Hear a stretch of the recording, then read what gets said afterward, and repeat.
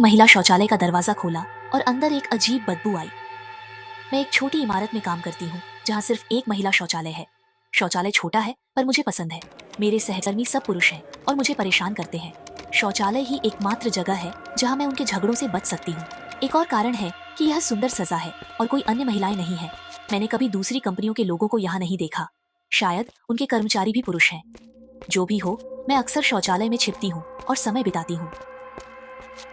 लेकिन फिर मैंने शौचालय में दूसरों से मिलना शुरू किया। महिला शौचालय में सिर्फ 2 कक्ष हैं, इसलिए मुझे उसके बगल में रहना पड़ा।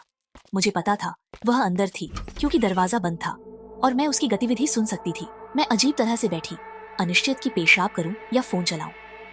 मैंने दूसरे कक्ष से कोई आवाज नहीं सुनी, जो मुझे बहुत अजीब लगा।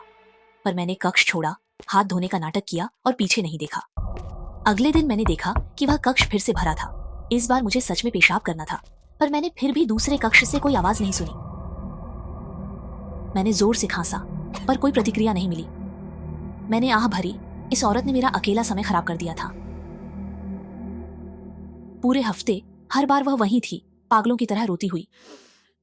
मैं शौचालय जाने से डरने लगी और नफरत भरे सहकर्मियों का सामना करना पड़ा। आखिरकार मैंने तय किया कि मैं पता लगाऊंगी यह लड़की कौन है।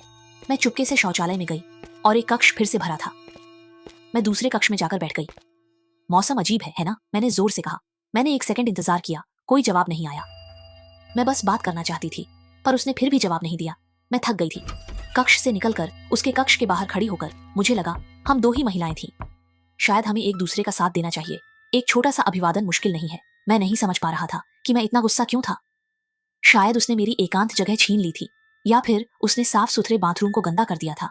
पर सच कहूं तो मुझे लगता है कि मैं अपनी नौकरी से इतना नफरत करता हूँ कि मुझे अपना गुस्सा निकालने के लिए किसी की जरूरत थी। तुमने मुझे जवाब क्यों नहीं दिया? मैं चिल्लाया और रात भर उसके दरवाजे को लात मारता रहा। मेरा गुस्सा मुझे ही डरा रहा था।